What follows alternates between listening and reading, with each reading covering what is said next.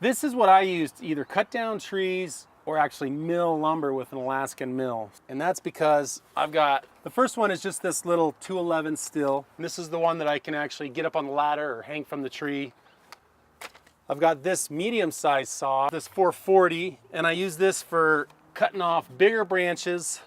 And this can actually, chop the tree at the base. But this is really too heavy to be hanging off a ladder or off a branch. And then this is the 660, is the dedicated milling saw. And if you're wondering, that bar length, yes, I'm making up for something. I have very small thumbs. This is what bolts into the chainsaw milling guide. And that's because this one has a very special angle of tooth cut. You'll notice that the teeth on this saw are cut much flatter. And that's because it's going to be ripping for long lengths. And it grabs so much that if you try and use this saw with this blade, barehanded, it'll rip itself out of your hands. But the cool thing is if you think about it, a normal chainsaw tooth has an angle on the end of it like this. Whereas this ripping saw blade, they've made that angle flatter. And so you're no longer just cutting at the tip of that tooth, you're cutting along the entire edge. And therefore, this thing will go forever. Before, I would only cut one length and had to resharpen. This one, I can cut and rip all day long and just sharpen this blade at the end of the day. So if you're gonna do any kind of Alaskan mill slabbing of logs, make sure you figure out that angle of the tooth because it is a lifesaver. This is my own homemade chainsaw Alaskan mill guide. So it's really simple. All it is if you look here, it's just one angle going horizontal and then a little chunk of another angle that goes vertical. The vertical clamps in the T-post. T-post on the other. Bottom of that T-post actually squeezes the saw blade. And then the horizontal angle holds on to unistrut.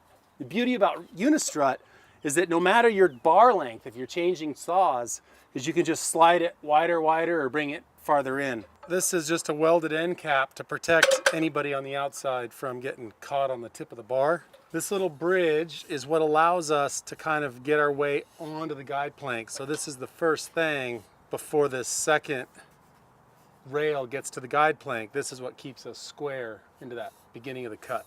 Last thing I really like about this one is that this bottom guide bar, and this is going to be the thing that's going to be catching up to the tree as you're milling, I like it really long.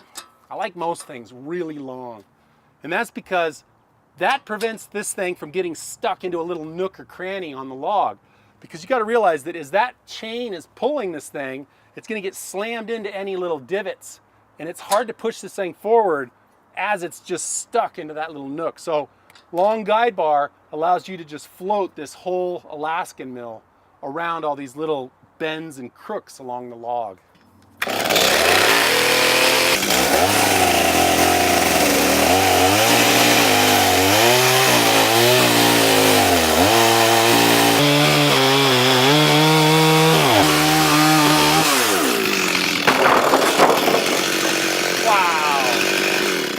That was close. Close up.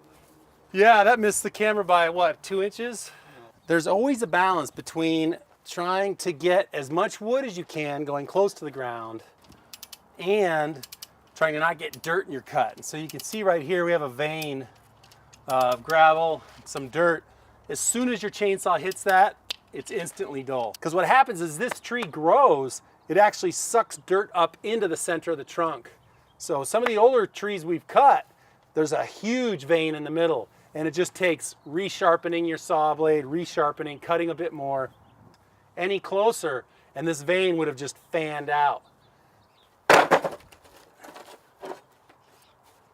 I do it's a little different than most that I've seen on YouTube and people I've talked to. My only concern here is to cut out the heart of the tree and then maybe the bark. I want as much and as thick of slabs as possible to start my drying because the chainsaw removes so much material. I'd rather do the resawing at home on a bandsaw. So that is about 15 inches to the center. The space off of this is about 15 inches. The reason why we cut the middle out is because if you can remove the heart, that's the thing that's going to shrink the least when it dries. Get rid of that, the boards will maybe relax and bow a little bit, but they won't split or check, and that preserves all your lumber. We want to keep them as fat as possible, heavy as we can possibly load in the back of the truck, so that once it's dry, we can just rip them at home on the bandsaw. You always have to be cautious cutting trees down that have been around houses because people string all kinds of weird stuff. You see the wire here? We've cut trees with Christmas lights grown into the middle, hit that glass with the blade, dull. We've cut insulators from telephone poles. That one took a few blades. We cut through a steel spike that was about a 1/2 inch diameter. So all these things, you hit one of those and your day just got 4 times longer. So if you can, figure out where there might be stuff attached and figure out a way to either cut around it or rip it out. Now that we've got it so it's pretty much parallel with the heart of the tree, we can run something to just keep this guide plank stable. I've made it so it doesn't wobble. Last thing to do finally is just run some screws so it stays in place. And that's going to be our flat guide as we run the whole saw down the tree.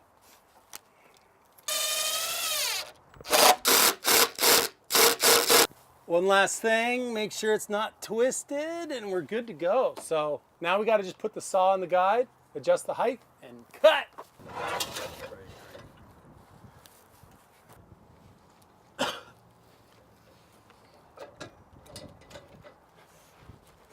Once you get this set up correctly, it almost holds itself into place and you can tighten it up. With my homemade rig, I've learned it's not good to over tighten because then you squish out your little rubber bumpers that hold the blade in place. And with that front one screwed down, the last one you can just feather right into place.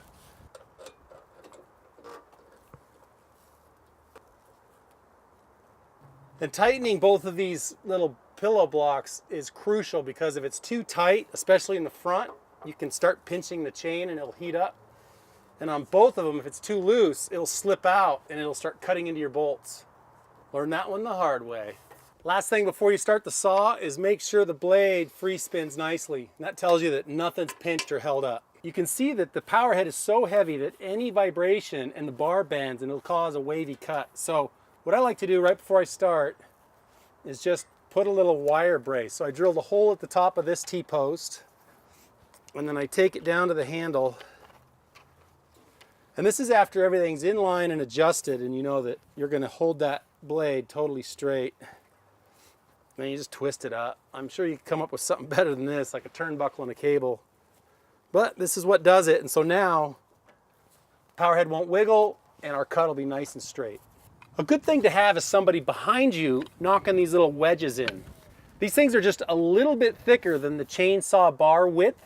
And so what that does is if you put these in, it prevents the weight of the tree collapsing that cut you just did, and it prevents you from pinching the saw blade.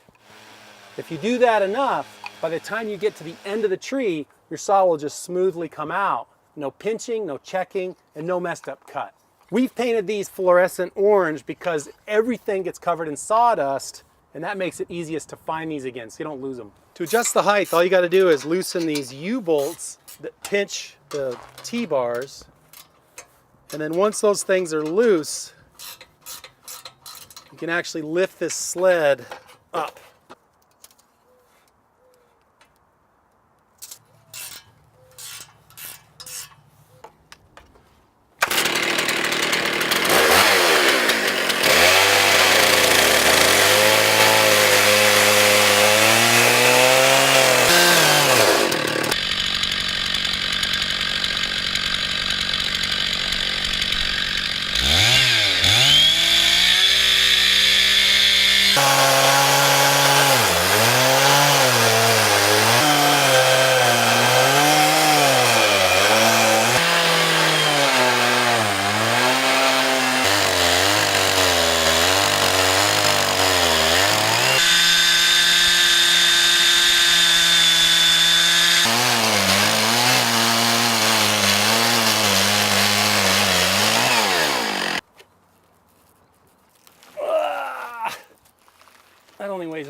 1,000 pounds.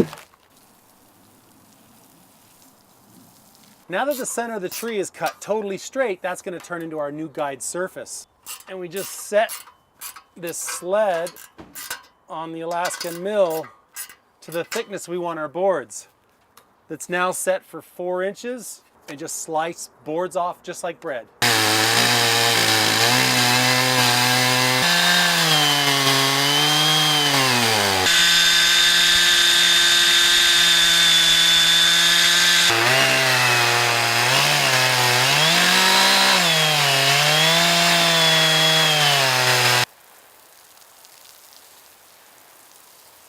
And this is the end of our log milling. And you can tell that out of all that work, we got 2 decent sized slabs, almost 8 feet tall.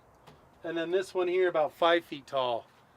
And about 12 hours worth of work and about a cord of wood. So very labor intensive, but each one of these is about 4 inches thick. So once I get these dried naturally in about 2-3 years, one of these slabs will be worth almost $1,000. So I've basically staggered all my milling so that I have trees that are already 5 years old ready to use in the wood shop.